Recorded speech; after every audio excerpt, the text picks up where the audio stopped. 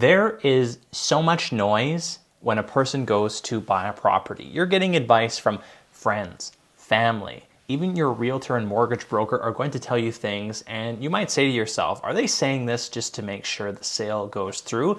Well, this week on the Saskatchewan Real Estate Podcast, we are sitting down with Josh Buchanan, a real estate analyst, to go through the 4 stats that you should not listen to and the 4 stats you should really pay attention to if you want to have a good understanding of the current real estate market. Hope you enjoy. This is the Saskatchewan Real Estate Podcast. This is the Saskatchewan Real Estate Podcast, your home for all things Saskatchewan, all things real estate. Really great channel if you're a first-time home buyer or looking for that very first investment property.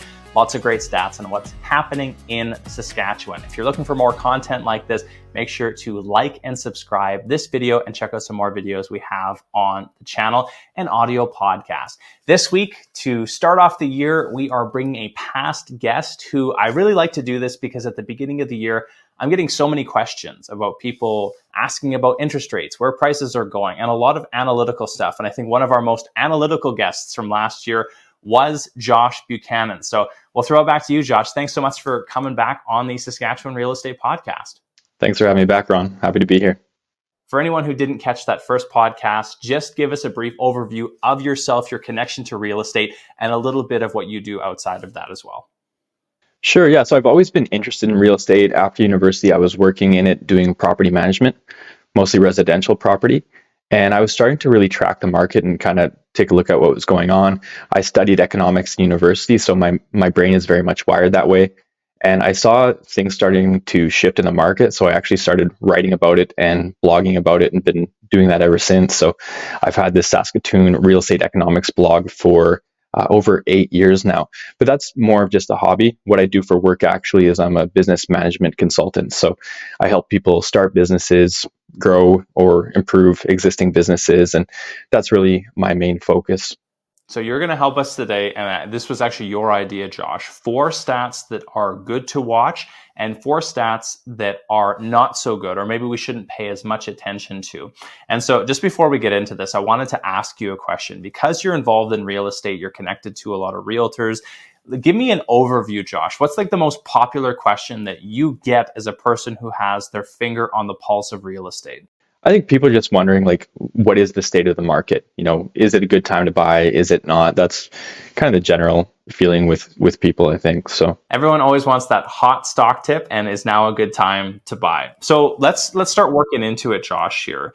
And I really like the way you kind of phrase these, because I think it gives people a way to view the market that they can actually take some of the stats that they're getting and determine whether this is good information or bad information and help people make an informed decision. So let's start it off. We'll go through the stats that people should not pay as much attention to when we're talking about the real estate market. Yeah, exactly. Because people see headlines and sometimes headlines can be misleading. But so I have my list here. The first one is month over month statistics. So comparing January to December or February to January. Typically, that's not a good metric to use.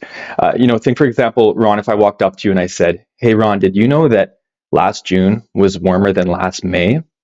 And this December was colder than November? Like, how would you respond to that?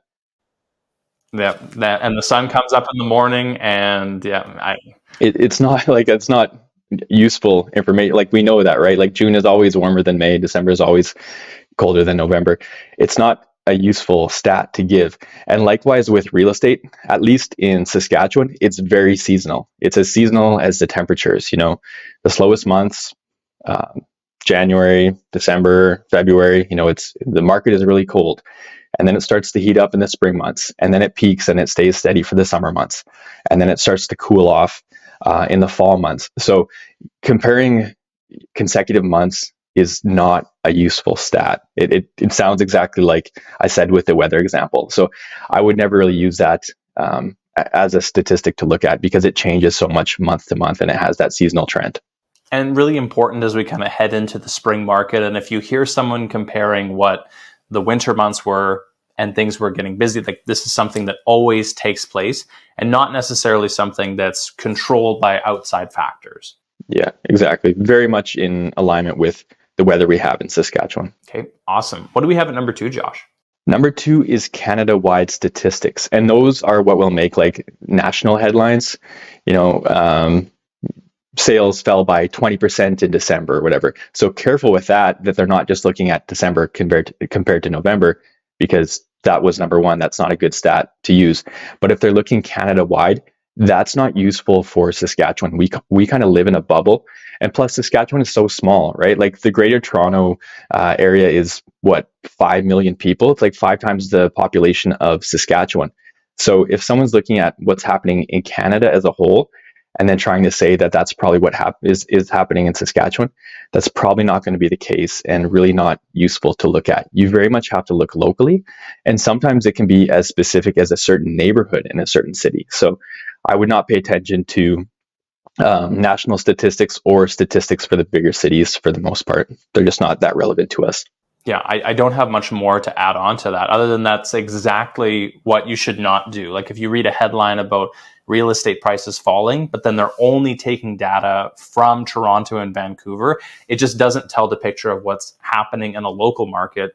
And you could extrapolate that even within Saskatchewan, that we have markets of Saskatoon and Regina, and everything can get quite niche when we're talking about those things.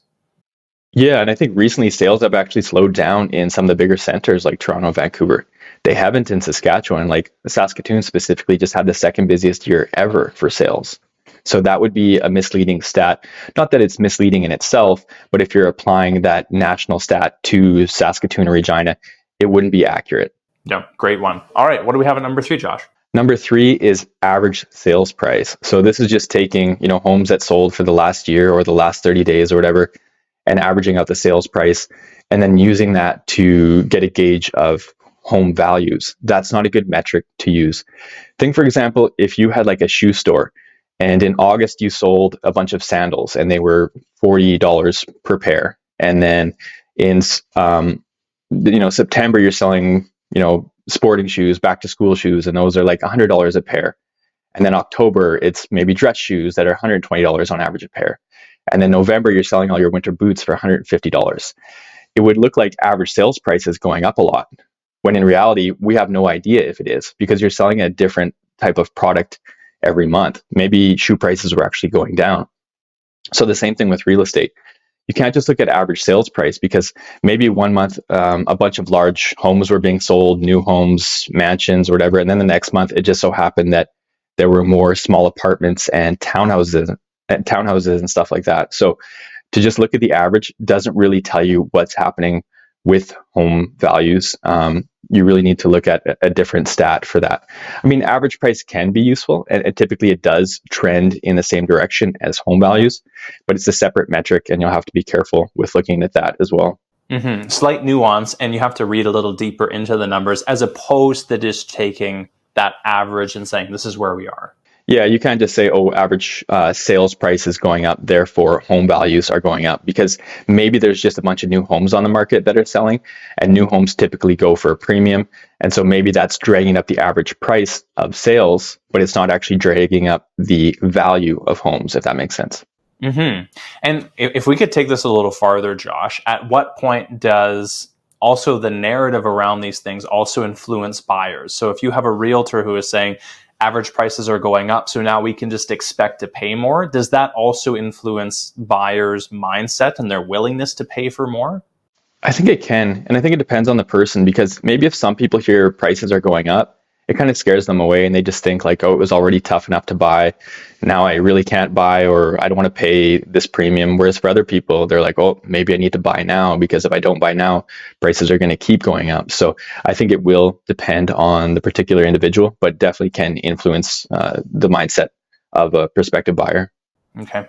At number 4, the last one on our list of things to not pay as much attention to, or maybe dig a little deeper when we hear something like a stat from that area.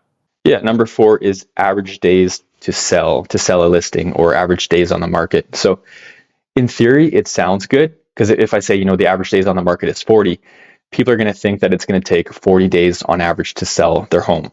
The thing is, that's average days to sell a listing, and a listing and a home are not the same thing. a home could be listed 10 times before it sells. So in theory, the statistic would be really good, but the way it's set up, it's really not. Like, it does still have some useful applications.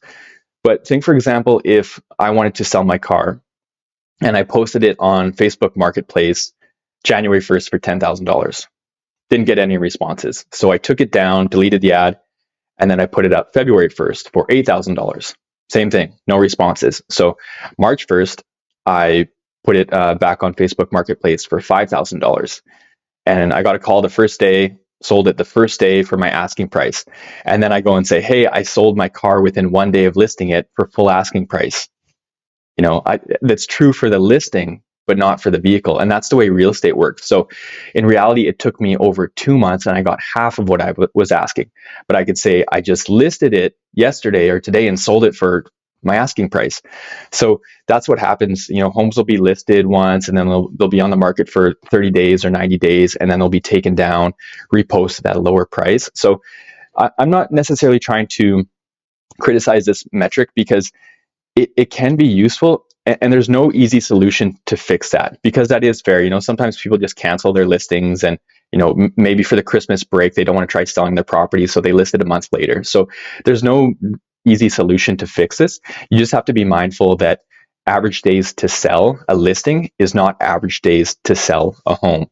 I would say where this stat is actually useful is maybe just looking at trends over time. Like a slow year where there's excess inventory will take longer to sell than a faster year where there's a lack of inventory, even if that days on the market number is not a true reflection of how many days your home is going to be on the market to sell on average.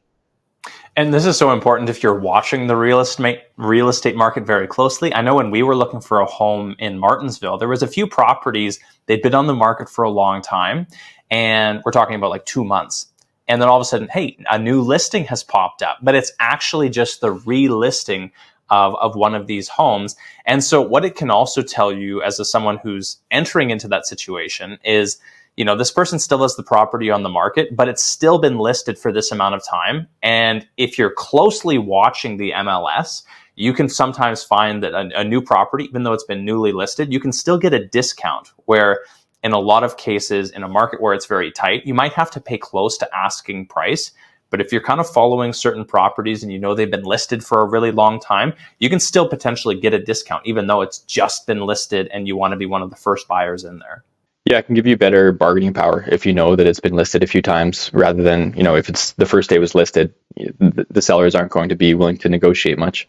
Do you know, Josh, is that something that realtors have access to? Do they know if a property's been relisted multiple times? Is that disclosed? And how carefully should your realtor be watching for something like that? Good question. Yeah, if it's been publicly listed, they can find that information. So that's a question I would ask, if you're working with a realtor representing you as a buyer's agent, I would ask them, go look that up, see if that home has been listed before. Maybe it was listed 2 times for, 45 days each time. And so that's a totally different situation than if that home was just listed for the very first time a week ago. And yeah, that is available. You can see that information. You can also see the prices. What was the original list price, and has that changed? And that's something that can only be accessed through that back-end database that real estate agents have access to. And one of the benefits of using a buyer's agent, and maybe instead of using just the listing agent as well, because they're obviously hoping the property is going to move quickly and they can sell it for this person who's probably been waiting for them to move on from it. Where if you have a buyer's agent who's working on your behalf, they're maybe going to be a little bit more aggressive to say, hey, buddy, I know this property's been on for 90 days. You're a little too firm on your price. Yeah, and you can be misleading without lying. You could say, you know what, I'm selling this property. It's only been listed for a week. Yeah, maybe you guys took it down off the market for 3 weeks during Christmas, and it was actually listed for 60 days before that. So, working with a buyer's agent representing you that can do that research for you can be valuable. I love that. Okay, let's move on to the 4 stats that we should pay attention to when we're chatting about real estate, Josh. So what do we have at the first one? Okay, sure. The first one, this one kind of ties back to the first bad one.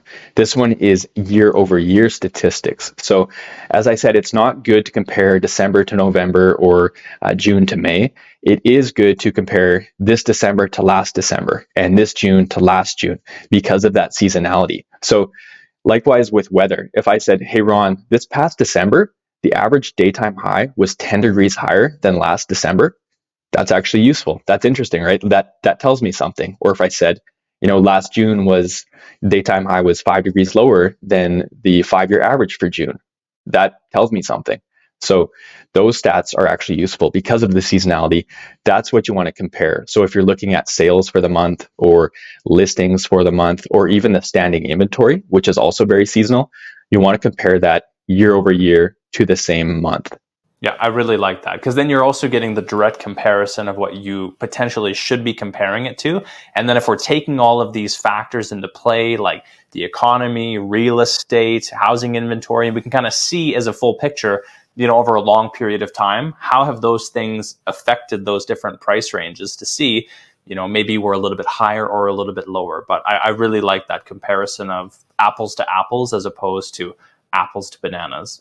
Yeah, exactly. And actually this past August 2023 was the busiest August ever for sales in Saskatoon. So, something like that is an interesting statistic. Whereas if I say August was busier than May, whatever, that happens every year, that's not worth even talking about.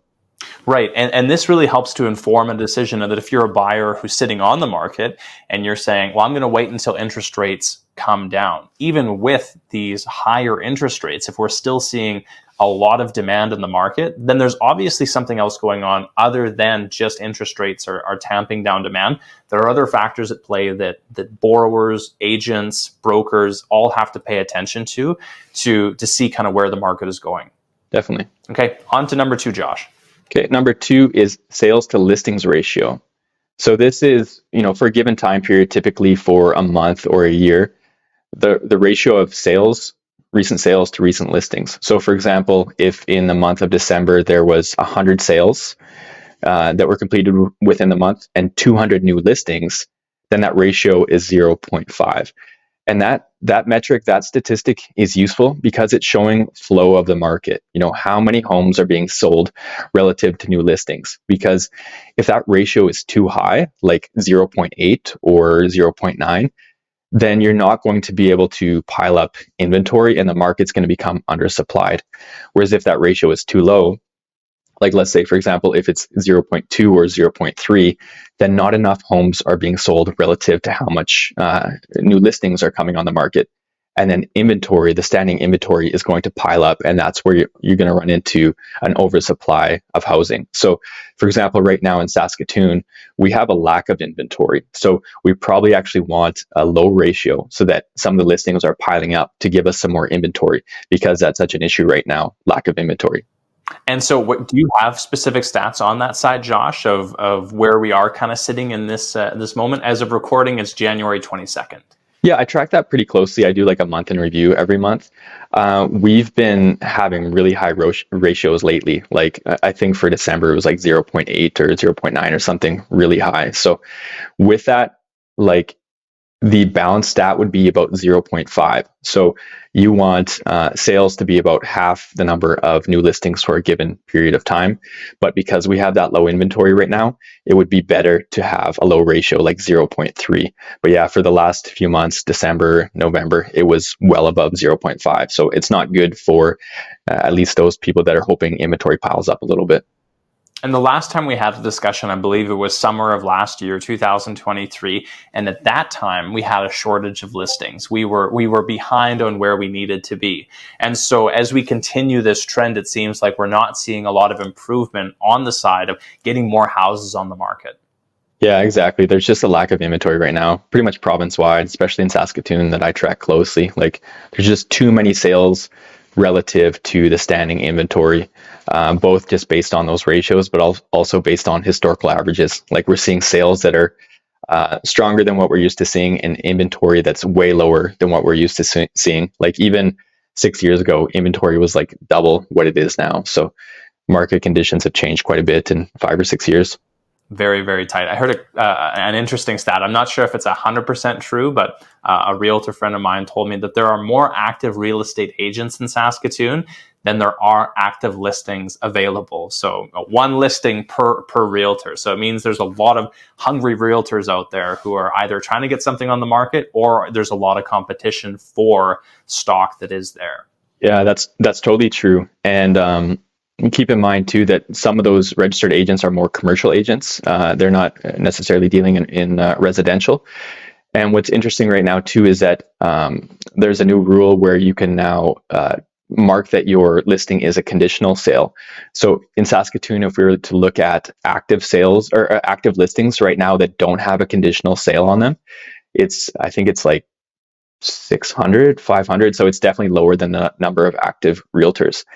And actually, that's one thing that I've heard is that some realtors right now feel like the market is slow. It's not. It's very busy. Like 2023 was the second busiest year ever in the province of Saskatchewan. Sorry, for the city of Saskatoon. But some realtors might feel like it's slow because they have such few listings compared to past years. Where 3 years ago there was much more listings and far fewer realtors. Your average realtor had like 3 listings at a time, and now they're lucky to have 1. More competition for those properties. Yeah, exactly. Yeah, just not many listings and lots of real estate agents, so it's competitive in that regard too. So if you're not a listing agent with a lot of listings, it's probably going to feel slow. On to our next stat, Josh. Where are we on the list here? Number 3 for good stats. So this one has to do with pricing. I talked about average sales price. So this one is a useful metric for measuring home values, which is the home price index benchmark price. So I'm sure a lot of people haven't heard of that before, home price index. It's kind of like consumer price index. So I'm sure everyone's familiar with inflation these days, especially because it's been such a big topic. They measure inflation using the consumer price index, which takes like a bundle of different consumer goods and tracks the price over time to determine if they're going up. The home price index is kind of a copy of that for home values. So what they try to do with that is take a very specific type of home and track its sales price over time. Kind of like with the shoe example. It's not fair to compare sandals to, basketball shoes or volleyball shoes compared to dress shoes compared to winter boots. You want to compare sandals to sandals and dress shoes to dress shoes. So that's what this home price index benchmark value does. It compares, a detached house built in 1990 with 1,000 square feet and 3 bedrooms, 2 bathrooms, like something with very specific criteria, and then tracks that over time to see what the sales prices are for that. So that's a much better metric for determining the actual value of homes and which direction they're heading in. Mm-hmm. Very helpful as a borrower to be able to have those comparisons to say, where should we be on the prices here? Yeah, just, it does track specific properties. So maybe the property you want to buy or sell isn't super similar to the ones being tracked by the home price index benchmark value, but at least you can kind of see what's trending in that market. If you own an apartment and you're trying to sell that apartment style condo, you can see that the HPI one has gone up 10% over the course of the last year. That's probably a good indicator that yours has at least gone up a little bit, so it is a good reference point, I think, for determining home values as opposed to sales prices. Where would your average person get that information, Josh? Is it something available through realtors? Is it something they could find on the MLS?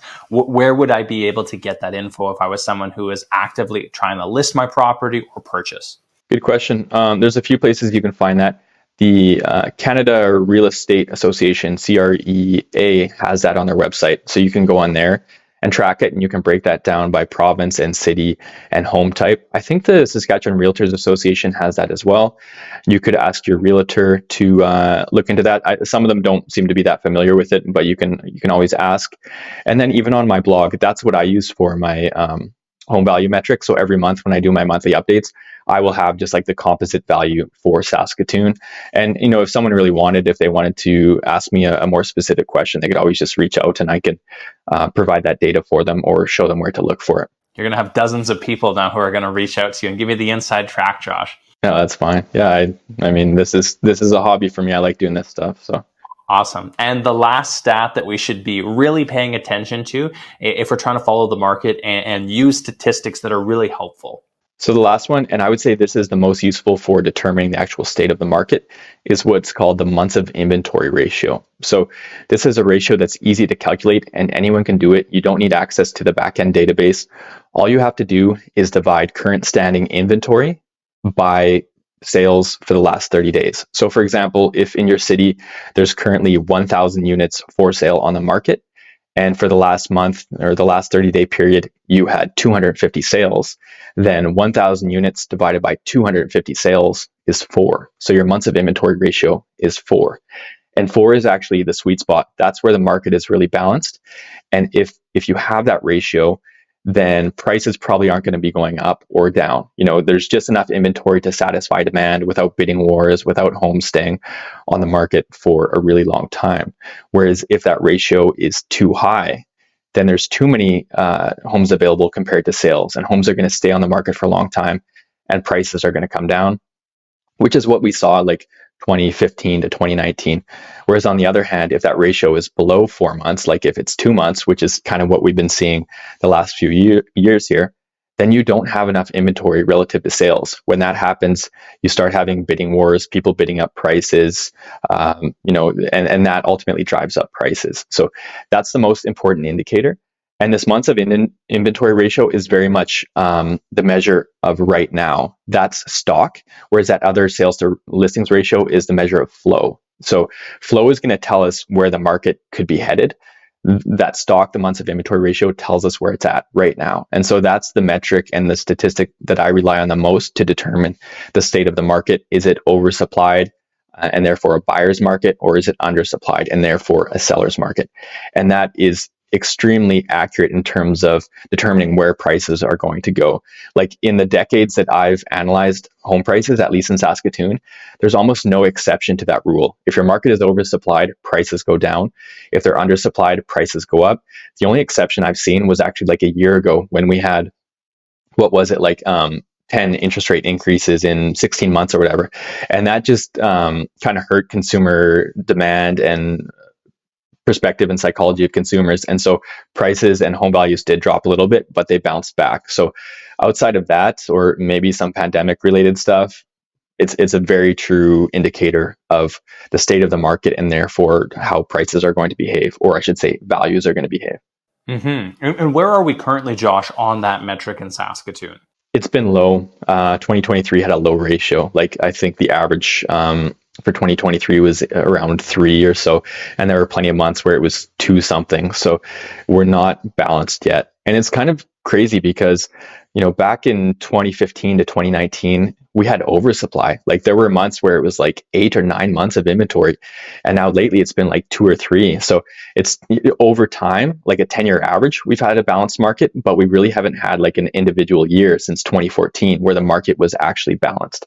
And that's why you see, home values were dropping 4 years in a row consecutively.